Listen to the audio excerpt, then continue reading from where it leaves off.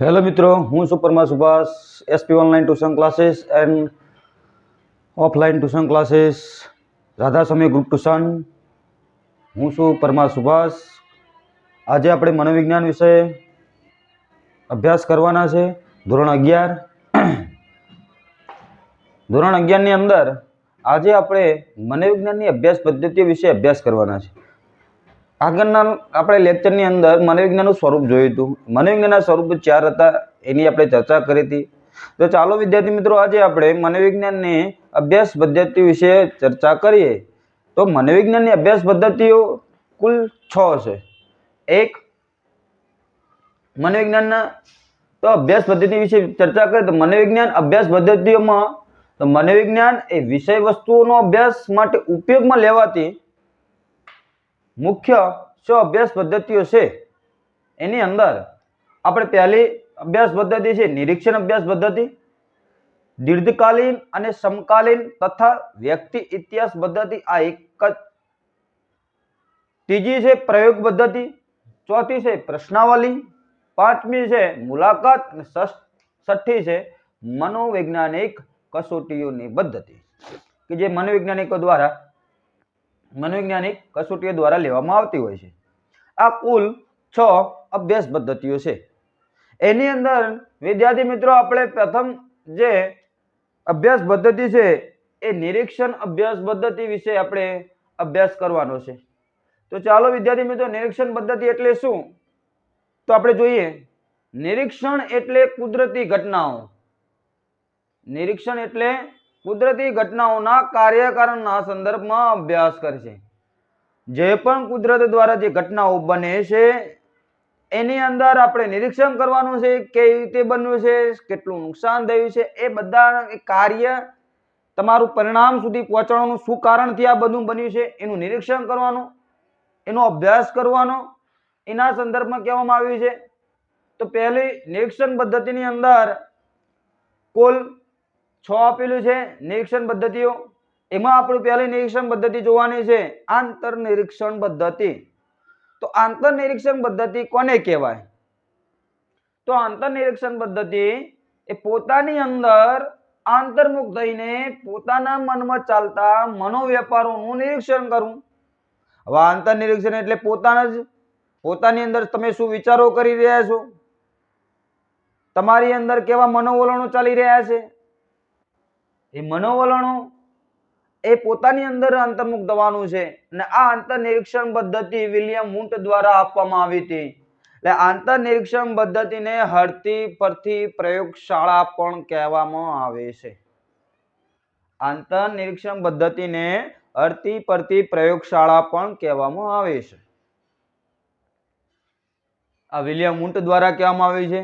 એટલે વ્યક્તિ જ પોતાની અંદર પોતાના વિચારો અને પોતાનું નિરીક્ષણ કરી શકે, બીજા વ્યક્તિઓ નિરીક્ષણ કરી શકે નહીં.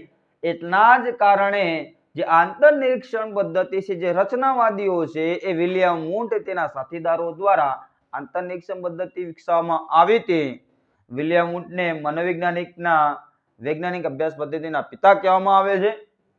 એના દ્વારા આ આંતર નિરીક્ષણ પદ્ધતિની રચના કરવામાં આવેલી છે. તો આપણે બીજી પદ્ધતિ છે કુદરતી નિરીક્ષણ પદ્ધતિ.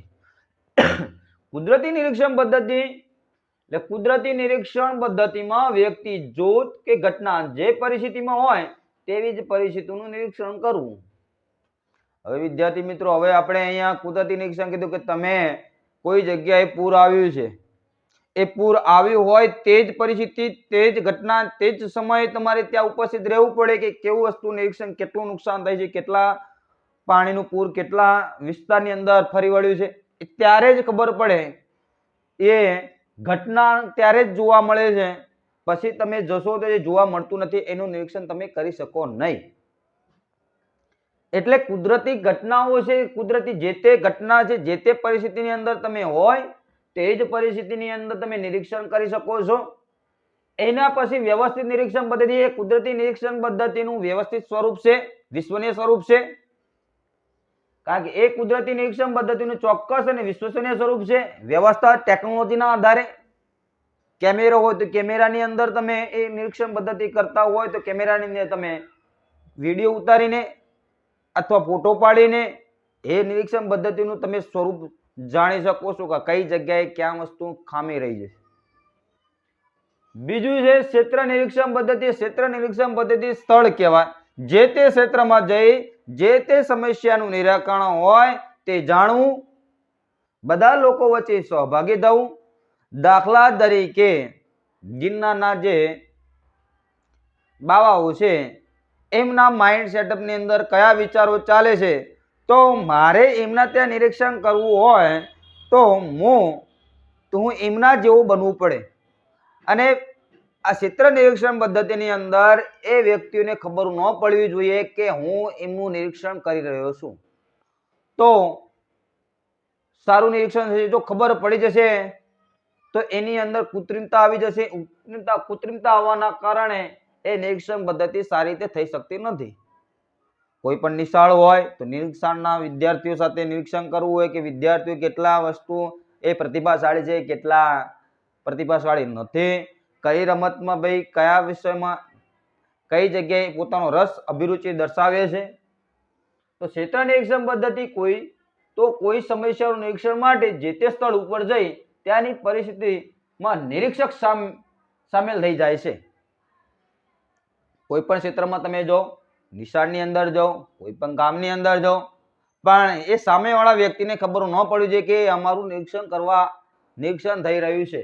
એ નિરીક્ષક જાય છે, એ નિરીક્ષક એની અંદર સામેલ થઈ જાય છે અને નિરીક્ષણ કરે તેને સહભાગી નિરીક્ષણ પણ કહેવામાં આવે છે. તો ક્ષેત્ર નિરીક્ષણને બીજો સહભાગી નિરીક્ષણ પણ કહેવાય છે. બીજું છે તુલનાત્મક નિરીક્ષણ. તુલના એટલે તફાવત, બંને વચ્ચેનો ભેદ જોવો.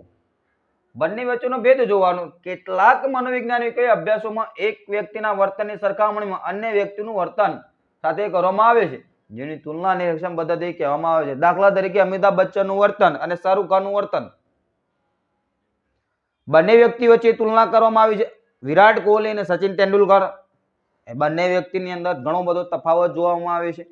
તો આ બંને વ્યક્તિઓના વર્તનની સાથે તુલના જે કરવામાં આવે છે એને તુલનાત્મક પદ્ધતિ કહેવામાં આવે છે.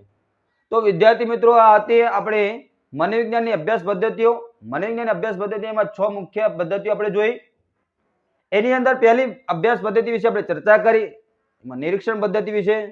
તો વિદ્યાર્થી મિત્રો, જો આપને આ વિડીયો ગમે તો આપના મિત્રો અને આપના સગા સંબંધીઓને શેર કરજો, લાઈક કરજો, સબસ્ક્રાઇબ કરજો અને નીચે કોમેન્ટ બોક્સની અંદર તમારો પ્રતિભાવ લખજો, જેથી કરી હું તમને બીજું વધારે માહિતી સારી રીતે આપી શકું અને સારા વિડીયો બનાવી શકું. એ માટે આપનો પ્રતિભાવ ખૂબ જ અગત્યનો છે. જય હિન્દ, જય ભારત.